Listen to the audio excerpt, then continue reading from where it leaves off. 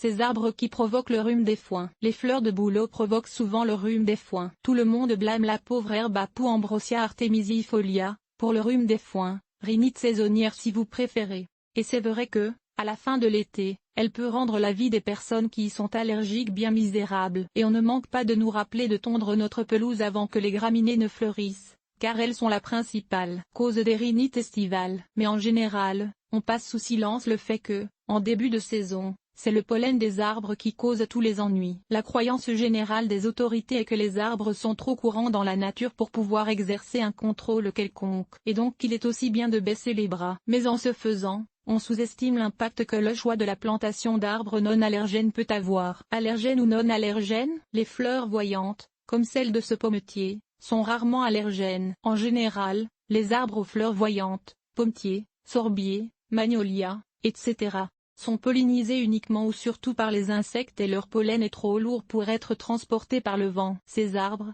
on les dit entomophiles, sont donc non allergènes, à moins de plonger le nez carrément dans la fleur. Le pollen des saules, arbres mâles, bien sûr, est allergène. La plupart des arbres sans fleurs voyantes, au contraire, sont pollinisés par le vent, on les dit anémophiles. Leur pollen est léger et produit, de plus, en très grande abondance, beaucoup plus que le pollen des arbres entomophiles. Ce sont ces arbres qui causent les rhinites printanières. Ce ne sont toutefois pas tous les arbres anémophiles qui sont très allergènes. Les pins pinus, et les épinettes picea, par exemple, ont un pollen cireux qui provoque rarement des réactions. Le pollen des bouleaux betula, des peupliers populus, des frênes fraxinus, et de la plupart des érables acères, par contre, provoque une réaction très forte chez la plupart des gens souffrant d'allergies saisonnières. Aussi, parmi les arbres pollinisés par le vent, anémophiles, beaucoup, érables à giguère, frênes, saules, peupliers, mûriers, etc., sont dioïques, c'est-à-dire que les deux sexes sont portés sur des plantes différentes. Pour ces arbres il serait alors possible de choisir et ne planter que des arbres femelles.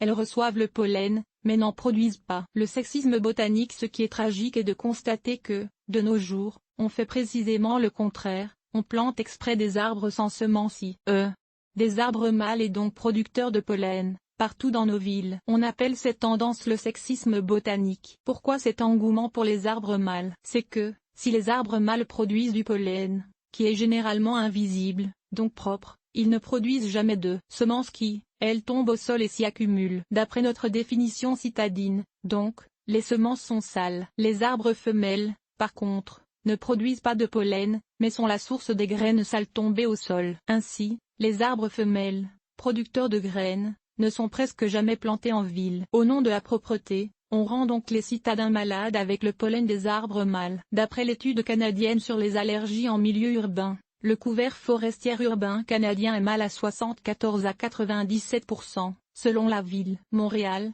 avec son engouement pour les frênes mâles Marshall seedless, Patmore, etc., comme arbre de rue, est le pire. Au moment de l'étude, 97% de ces arbres étaient mâles. Reste à voir, avec l'arrivée de l'argile du frêne et la diminution subséquente de frênes allergènes, si la ville choisir de répéter son erreur du passé et encore planter presque uniquement des arbres mâles. Dans certaines villes, le taux de pollen d'arbres dans l'air a plus que triplé depuis les années 1970. Uniquement à cause de la plantation exagérée d'arbres mâles. Au contraire de planter les arbres sans graines, si vous plantez les arbres qui portent des graines, vous verrez le niveau de pollen dans votre environnement chuter dramatiquement. Au départ, il y aura moins de pollen dans l'air. Mais aussi, les arbres femelles agissent comme des filtres. Elles attrapent et retiennent le pollen présent dans l'air, allégeant la souffrance des personnes allergiques. Enfin, chez les arbres anémophiles monoïques, comme les bouleaux betula, les chênes quercus, et les saules nus, les deux sexes sont portés sur le même arbre et donc tous les arbres peuvent théoriquement produire du pollen. Chez ces arbres, toutefois, on trouve parfois des spécimens dioïques femelles ou encore, des spécimens dont le pollen est déformé et n'est jamais libéré ou sans pollen du tout. Il serait alors possible de multiplier ces arbres stériles par bouturage ou par greffage pour la plantation chez les gens allergiques. Et dans les villes pour augmenter le taux d'arbres non allergènes. Par exemple, l'érable rouge Acer rubrum est normalement monoïque et passablement allergène, mais certains cultivars, comme October, Glory et Autumn Red ne produisent pas de pollen. Tristement, peu de pépiniéristes semblent au courant de l'importance d'offrir des arbres non allergènes et alors, Ces cultivars très intéressants sont souvent difficiles à trouver. Un jour verra-t-on sans doute de vastes campagnes publicitaires pour encourager la culture des arbres non allergènes. Et les étiquettes des arbres en pépinière porteront alors un symbole quelconque pour distinguer les arbres allergènes des arbres non allergènes. Pour l'instant, cependant, je ne connais aucune pépinière s'intéresse des effets allergènes des arbres qu'elle vend et alors nos villes continuent de se remplir d'arbres propres porteurs de pollen. Au grand dam des pauvres gens allergiques. Les arbres et arbustes allergènes. Si vous ou de quelqu'un de votre famille souffrez de la fièvre des foins, ne plantez surtout pas les arbres suivants près de la fenêtre de la chambre à coucher. Elantelantu altissima, arbre à perruque Cotinucogyria, Argousier Phonerprin Hypophaeramenoïde, Onalnu spp. Bouleau Betula spp, Caria spp, Catalpa spp. Charme d'Amérique Arpinus caroliniana, Schenkercu spp.